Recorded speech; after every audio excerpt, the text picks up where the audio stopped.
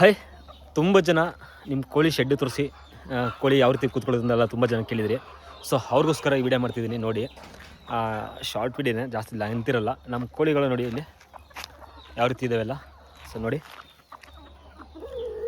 ನಮ್ಮ ಕೋಳಿಗಳು ಯಾವ ರೀತಿ ಇದ್ದಾವೆ. ಬನ್ನಿ ಹಂಗೆ ನಮ್ಮ ಕೋಳಿಗಳೆಲ್ಲ ಯಾವ ರೀತಿ ಕೂತಿದ್ದಾವೆ ಮೇಲೆ. ನಾನು ಯಾವ ರೀತಿ ಜಾಗ ಮಾಡಿದ್ದೀನಿ ಕೋಳಿಗಳಿಗೆ ಅಂತ. ಸೊ ನಮ್ಮ ಮನೆಯೊಳ ಎಂಟ್ರೆ ಇದೆ, ಶೆಡ್ ಮಾಡಿಲ್ಲ ನಾನು. ಸೊ ಕೊಡ್ಕೆ ಮನೆಯೇ ಕೋಳಿಗಳು ಮಾಡಿದ್ದೀನಿ ನೋಡಿ. ಮೇಲ್ಗಡೆ ಕೂತ್ಕೊಂಡಿದ್ದಾವೆ, ಇನ್ನು ಕೆಳಗಡೆ ಇದ್ದಾವೆ. ಫುಲ್ ಕಂಪ್ಲೀಟ್ ನಮ್ಮದೆಷ್ಟು ಕೋಳಿಗಳಿದೆ ಅವೆಲ್ಲ ಮೇಲೆ ಕೂತ್ಕೊಳ್ಳುತ್ತೆ. ಸೊ ಮರಿಗಳಿಗಂತಲೇ ಸಪ್ರೇಟು ಇಲ್ಲಿ ಮಾಡಿದ್ದೀನಿ. ತಾಯಿ ಕುಳಿ ಮತ್ತು ಕವೆ ಕುರ್ಸೋಕ್ಕೆ ಮರಿಗಳಿಗೆ ಆ ರೂಮಲ್ಲಿ. ಇನ್ನು ಮಿಕ್ಕಿದವೆಲ್ಲ ನೋಡಿ ಈ ರೀತಿ ಬಂದು ಮೇಲೆ ಕಟ್ಟಿ ಕೂತ್ಕೊಳ್ತವೆ ಅಲ್ಲಿ ನೋಡಿ. ಇವು ಕೂಡ ಅಲ್ಲೇ ಹೋಯ್ತವೆ ನೋಡಿ. ಹಾಗೇನೆ ಯಾವ ರೀತಿ ಮೇಲೆ ಕೂತ್ಕೋತವೆ ಅಂತ. ಸೊ ಇಲ್ಲಿ ನೋಡ್ತಿರ್ಬೋದು, ಇದೊಂದು ಇಷ್ಟವೇ.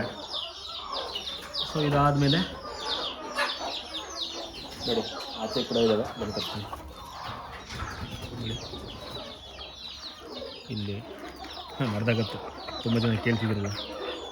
ಸೊ ನೆಕ್ಸ್ಟ್ ಅದ್ರ ಮರಿ ಆದರೆ ಸೇಲ್ ಮಾಡಬೇಕಂತ ಪ್ಲ್ಯಾನ್ ಮಾಡಿದ್ದೀನಿ. ಇದ್ರ ಮರಿಗಳು ಬಂದು ಜಾಸ್ತಿ ಬರ್ತಿಲ್ಲ ನೋಡಿ. ನೋಡಿದ್ರಲ್ಲ,